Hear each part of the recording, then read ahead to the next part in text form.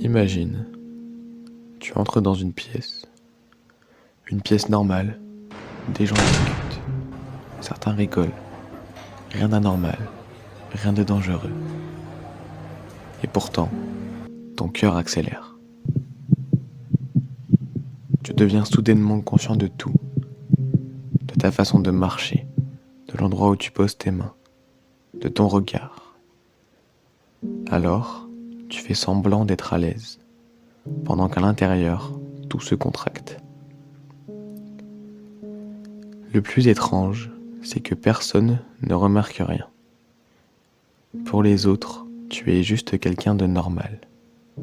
Mais à l'intérieur, c'est une tempête. On appelle ça l'anxiété sociale. Mais ce mot est presque trop petit pour décrire ce que ça fait vraiment. Parce que ce n'est pas seulement de la timidité. Ce n'est pas être un peu stressé. C'est parfois avoir l'impression que le simple fait d'exister devant les autres est une erreur. Alors, tu t'adaptes. Tu évites certains endroits. Tu refuses des invitations. Tu parles moins. Et sans même t'en rendre compte, ta vie commence à rétrécir. Le pire avec l'anxiété sociale, ce n'est pas la peur. C'est tout ce qu'elle t'empêche de vivre. Tu n'as pas peur du monde. Tu as peur du regard que tu imagines dans les yeux des autres. Parce que l'anxiété sociale n'est pas une cage visible. C'est une prison faite de pensées. Ils vont me juger. Je vais dire quelque chose de stupide. Je ne suis pas assez intéressant. Alors, tu te surveilles. Tu analyses chaque mot, chaque silence. Et cette vigilance permanente finit par t'épuiser. Peut-être que toi aussi, tu connais ce combat. Peut-être que personne autour de toi ne soupçonne l'énergie que ça te demande juste d'être là, parmi les autres. Alors, aujourd'hui, on ne va pas seulement parler d'anxiété sociale. On va comprendre pourquoi ton cerveau agit comme ça. Pourquoi cette peur est souvent mal comprise. Et surtout, comment arrêter de vivre en spectateur de ta propre vie. Parce que le vrai danger, ce n'est pas le monde.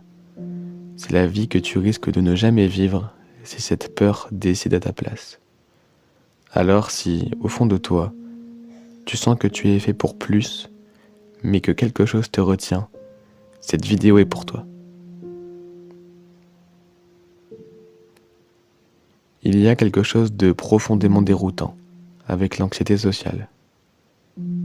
C'est une souffrance que personne ne voit. Si tu avais une jambe cassée, tout le monde le remarquerait. Si tu disais que tu avais mal, quelqu'un viendrait t'aider. Mais ça se passe entièrement dans ta tête. Tu peux être entouré de monde et te sentir totalement seul. Peut-être même qu'on t'a déjà dit, mais pourtant tu as l'air normal. Et le plus troublant, c'est que c'est vrai. Tu as appris à le devenir. Avec le temps, tu développes un masque. Un masque efficace. Tu souris au bon moment. Tu hoches la tête. Tu dis quelques phrases simples. Juste assez pour ne pas paraître étrange. Alors, les gens te décrivent comme quelqu'un de calme, discret, réservé. Ils diront même que t'es gentil. Sans jamais imaginer le niveau de tension caché derrière ce silence. Parce que pendant que les autres vivent simplement le moment, ton cerveau, lui, ne s'arrête jamais. Où est-ce que je regarde? Est-ce que je parle trop? Pas assez?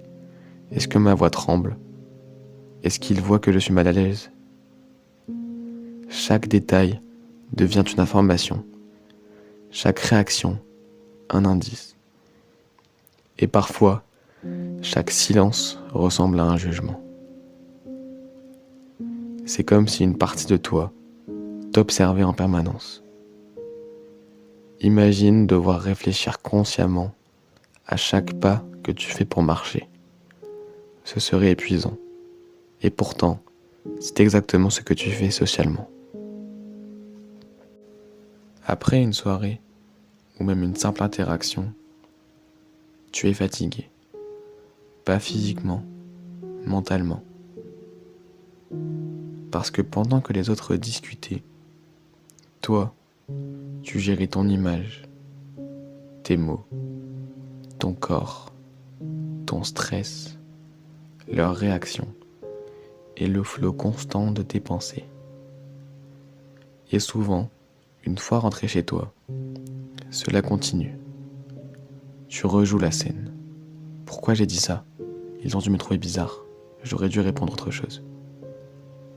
Alors que très probablement, ils ont déjà oublié la conversation.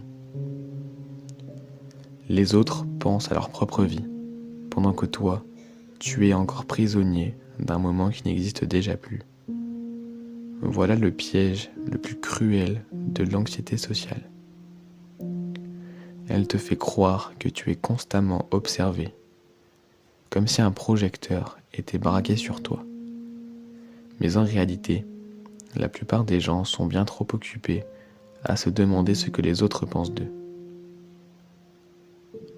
Oui, même ceux qui ont l'air confiants. Laisse-moi clarifier quelque chose d'essentiel. Ressentir ça ne fait pas de toi quelqu'un de faible. Bien souvent, c'est l'inverse. Les personnes sujettes à l'anxiété sociale sont souvent très perceptives, très empathiques, extrêmement attentives aux autres. Leur cerveau capte tout. Les regards, les micro-réactions, les non-dits. Le problème, ce n'est pas que ton cerveau fonctionne mal, c'est qu'il fonctionne trop. À force d'anticiper, d'analyser, de vouloir éviter toute erreur, ton esprit devient un endroit dont il est difficile de sortir. Et parfois, le simple fait de dire bonjour, passer un appel ou entrer dans un magasin peut demander un effort invisible que peu de gens pourraient imaginer. Alors, sans t'en rendre compte, tu commences à faire quelque chose de très dangereux. Tu réduis ta vie pour réduire ton inconfort. Tu t'exposes moins, tu tentes moins, tu prends moins de place. Pas parce que tu n'en es pas capable, mais parce que la peur parle plus fort que ton potentiel. Mais pour sortir de ce piège, il faut comprendre quelque chose d'essentiel. L'anxiété sociale n'est pas vraiment une peur des autres. C'est une peur de ce que leur regard pourrait dire sur toi. Et tant que ce regard aura tant de pouvoir, le monde entier pourra sembler menaçant. Alors, la vraie question devient: pourquoi ce regard nous atteint-il autant? Et surtout, depuis quand avons-nous décidé que notre valeur dépendait de lui?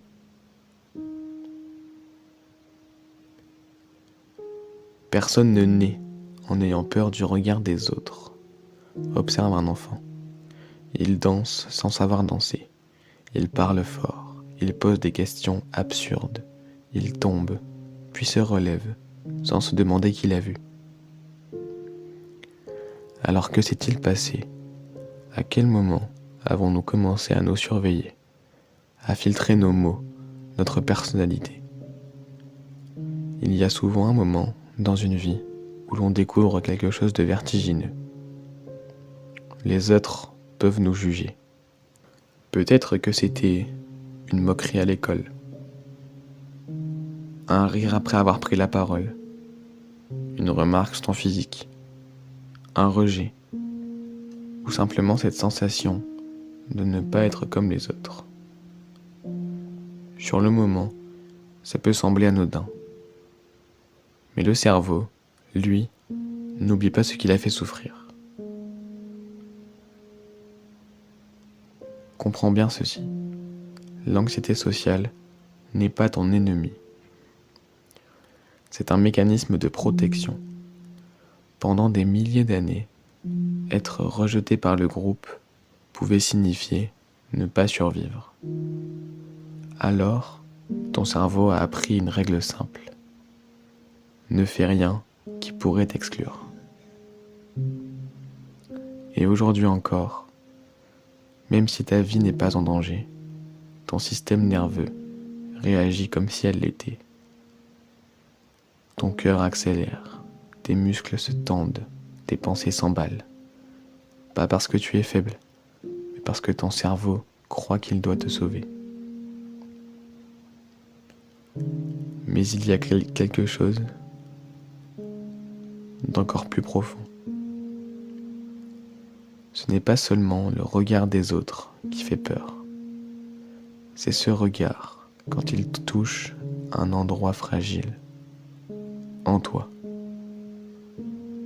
Parce que beaucoup de personnes anxieuses portent une croyance silencieuse. Je ne suis peut-être pas assez intéressant, pas assez drôle, pas assez intelligent, pas assez légitime. Et quand tu crois ça, chaque interaction devient un test. Un test où tu risques d'être démasqué, où les autres pourraient voir ce que tu redoutes déjà. Alors, pour éviter ça, tu t'adaptes. Tu deviens un peu plus lisse, un peu plus prudent, un peu moins toi. Tu dis ce qu'il faut dire. Tu évites ce qui pourrait déranger. Tu caches certaines parties de toi. Et le plus troublant, c'est qu'à force de jouer un rôle, tu peux finir par oublier qui tu es sans ce masque. As-tu remarqué que ton anxiété n'est pas la même avec tout le monde? Avec certaines personnes, tu es presque naturel. Avec d'autres, tu redeviens minuscule. Ce n'est pas leur assurance qui t'intimide vraiment, c'est la comparaison. Sans même t'en rendre compte, tu te mesures. Leur aisance contre ton hésitation. Leur spontanéité contre ton contrôle.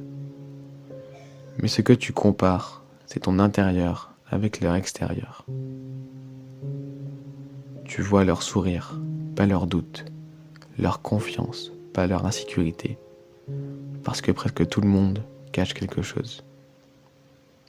Plus tu doutes, plus tu te surveilles. Plus tu te surveilles, moins tu es naturel. Moins tu es naturel, plus l'échange devient difficile. Et ton cerveau conclut, tu vois, tu n'es pas fait pour ça. Alors la prochaine fois, tu anticipes encore plus, et la spirale se referme. Le problème n'est pas que tu sois incapable socialement.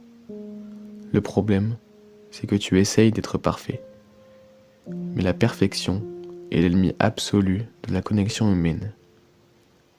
Les gens ne s'attachent pas à ceux qui n'ont jamais fait d'erreur. Ils s'attachent à ceux qui sont vrais. Et à force de vouloir éviter le moindre faux pas, tu empêches les autres de réellement te rencontrer. Alors laisse-moi te poser une question. Et si le vrai danger n'était pas le regard des autres, mais la prison que tu construis toi-même pour l'éviter? Parce que oui, l'anxiété fait peur. Mais ce qu'elle produit peut être encore plus dangereux. Elle ne se contente pas de te stresser. Elle peut finir par te faire disparaître.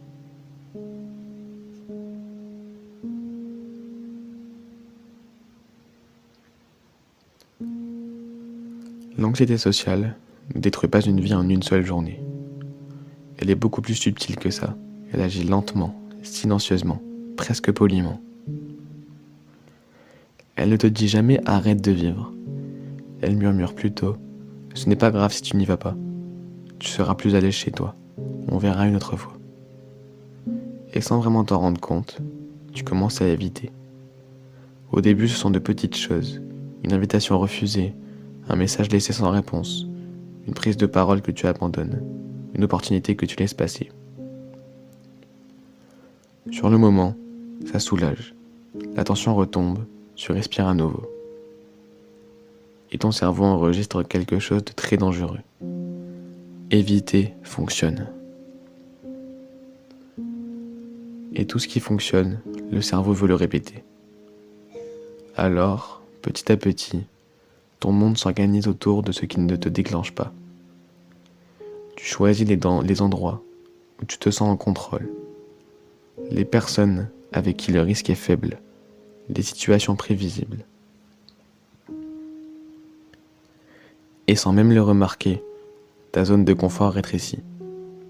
Ce n'est plus vraiment une zone, c'est une pièce. Puis parfois, presque une cachette. Et le plus troublant, c'est qu'on peut rester longtemps dans cette prison, sans réaliser qu'on a tourné la clé soi-même. Pendant que tu évites, la vie, elle, continue. Les autres créent des souvenirs, rencontrent des gens, tentent des choses, échouent, réussissent, apprennent. Et toi ? Parfois, tu regardes tout ça d'un peu plus loin, comme si ta vraie vie se déroulait derrière une vitre. Tu es là, mais pas complètement dedans. Il existe une émotion dont on parle très peu, le regret anticipé. Ce moment où tu sais déjà que tu aurais aimé dire oui, essayer, oser, être la version de toi qui n'a pas reculé. Mais la peur a parlé plus fort, et ces micro-renoncements s'accumulent, jusqu'au jour où une pensée apparaît. Ma vie pourrait être différente. L'anxiété sociale ne vole pas seulement les moments. Elle peut voler des rencontres, des amitiés, des histoires d'amour, des opportunités, des souvenirs.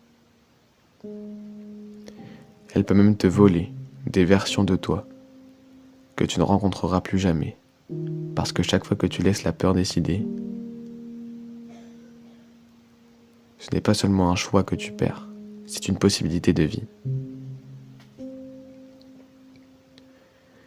Mais il y a quelque chose d'encore plus insidieux. À force d'éviter, ta perception de toi commence à changer. Tu n'es plus quelqu'un qui n'ose pas parfois. Dans ton esprit, tu deviens quelqu'un qui n'ose pas. Et cette phrase peut doucement devenir une identité. Laisse-moi être très honnête avec toi. Ressentir de la peur n'est pas le danger. Le vrai danger, c'est de construire une vie entière autour de son évitement. Parce qu'à ce moment-là, ce n'est plus l'anxiété qui s'adapte à ta vie, c'est ta vie qui s'adapte à ton anxiété.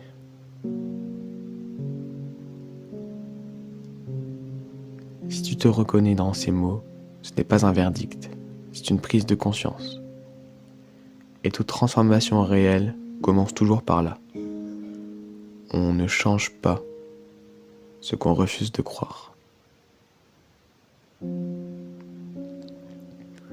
Alors non, il n'est pas trop tard.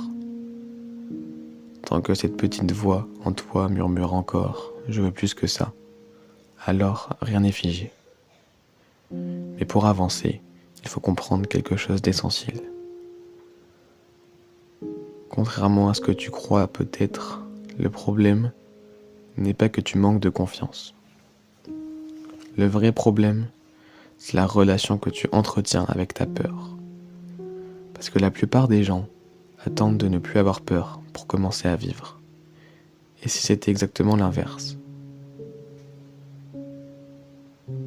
Et si, toute ta vie, tu avais attendu la mauvaise chose ? Beaucoup de gens se font une promesse silencieuse. Quand je n'aurai plus peur, alors je vivrai. Quand je serai plus à l'aise, plus confiant, plus sûr de moi, alors j'oserai. Mais il y a un problème avec cette idée. Ce moment n'arrive presque jamais. On imagine souvent les personnes courageuses comme des personnes sans peur. Mais regarde bien autour de toi. Les gens qui osent ressentent aussi du stress, du doute, de l'incertitude. La différence, ils n'ont pas attendu que la peur disparaisse. Ils ont appris à avancer avec elle. Ton cerveau traite la peur comme un signal d'arrêt, comme si elle disait « danger, demi-tour ». Mais dans la majorité des situations sociales, la peur n'est pas un feu rouge, c'est un feu orange, un signal d'inconnu, pas un signal de danger. Et toute ta vie peut changer le jour où tu comprends ceci. Ressentir de la peur ne signifie pas que tu ne dois pas y aller. La première fois que tu fais quelque chose malgré la peur, ce n'est pas spectaculaire. Ton cœur bat vite, ta voix tremble, tu te sens maladroit. Mais quelque chose d'invisible se produit. Ton cerveau observe et il apprend une nouvelle règle. J'ai eu peur et pourtant, je suis toujours en vie. Puis tu recommences. Encore. Et encore. Et encore. Ce n'est pas la confiance qui vient avant l'action. C'est l'action qui construit la confiance. Beaucoup de gens essaient d'éliminer leur peur avant de passer à l'action. Mais c'est comme vouloir apprendre à nager sans jamais entrer dans l'eau. Impossible. La confiance n'est pas une condition, c'est une conséquence. Imagine ta vie si tu arrêtais d'écouter chaque peur comme un ordre. Combien de conversations aurais-tu déjà eues?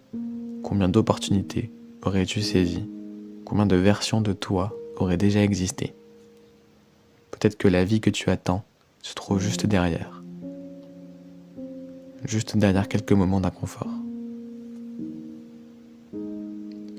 Voici quelque chose que peu de gens réalisent. La peur ne disparaît pas vraiment, mais elle change de place. Au début, tu as peur de parler à quelqu'un. Puis, tu as peur de parler en groupe. Puis peut-être de prendre une grande décision.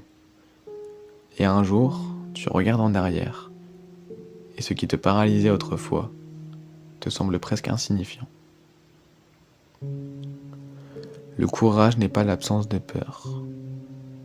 C'est la décision que quelque chose est plus important que cette peur.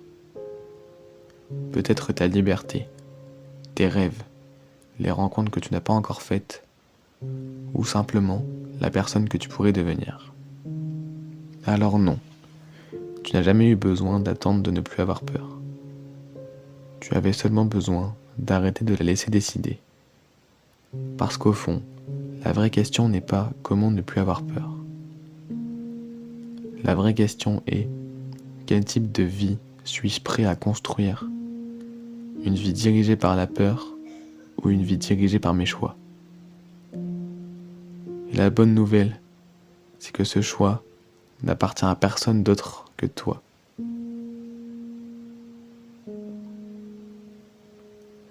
Maintenant, prends une grande inspiration.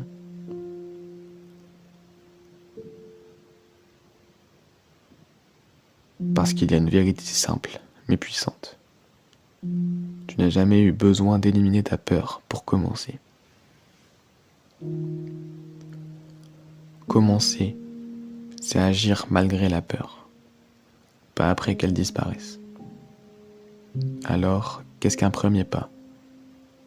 Ce n'est pas un grand saut, ce n'est pas un exploit héroïque, c'est tout simplement dire bonjour à quelqu'un, lever la main dans une discussion, répondre à un message que tu aurais laissé traîner, sortir pour 5 minutes là où tu n'as pas l'habitude d'aller, un pas minuscule, mais qui dit à ton cerveau « j'ai osé et je suis toujours entier ». La confiance ne tombe pas du ciel, elle se construit, un petit pas après l'autre. Chaque fois que tu agis malgré la peur, ton cerveau enregistre « je peux le faire ». Et à force, ces petits pas deviennent un chemin. Ces chemins deviennent des habitudes. Et ces habitudes transforment doucement ta vie. Et le plus beau, c'est que tu ne dois pas attendre l'approbation des autres. Leur regard n'a jamais eu ce pouvoir. Le pouvoir est toujours le tien. Chaque fois que tu choisis d'avancer, tu reprends une partie de ta vie. Tu reprends une partie de toi. Voici un mot que j'aime beaucoup. Micro-courage. Ce sont ces petites actions courageuses qui semblent insignifiantes sur le moment, mais qui s'accumulent jusqu'à tout changer. Lever la main une fois, parler malgré le doute, sortir alors que tu préférerais rester, et puis recommencer demain. Alors, retiens ceci, la peur ne décide pas, tes choix décident. Et chaque petite victoire, même invisible pour les autres, est une victoire sur l'anxiété sociale. Une victoire sur les limitations que tu t'imposais toi-même. Tu n'as pas besoin d'attendre d'être parfait. Tu n'as pas besoin de te sentir prêt. Tu n'as besoin que d'un pas. Alors choisis aujourd'hui, maintenant, cette minute, de faire quelque chose de simple. Quelque chose qui te rapproche de la vie que tu veux. Et rappelle-toi, ce n'est pas le monde qui t'empêche de vivre. C'est la peur qui t'empêche de commencer. Alors voilà. La peur ne disparaîtra jamais complètement. Et ce n'est pas grave. Parce que le courage ne vient pas après l'absence de peur. Il vient au moment où tu choisis d'avancer malgré elle. Chaque pas que tu oses faire, même minuscule, même invisible, est une victoire. Chaque oui à la vie, chaque oui à toi-même, rapproche un peu plus de la liberté que tu mérites. Alors aujourd'hui, choisis de ne plus laisser la peur décider. Choisis d'agir, choisis d'exister pleinement, parce que la vie que tu attends n'attend que toi. Et maintenant, commence.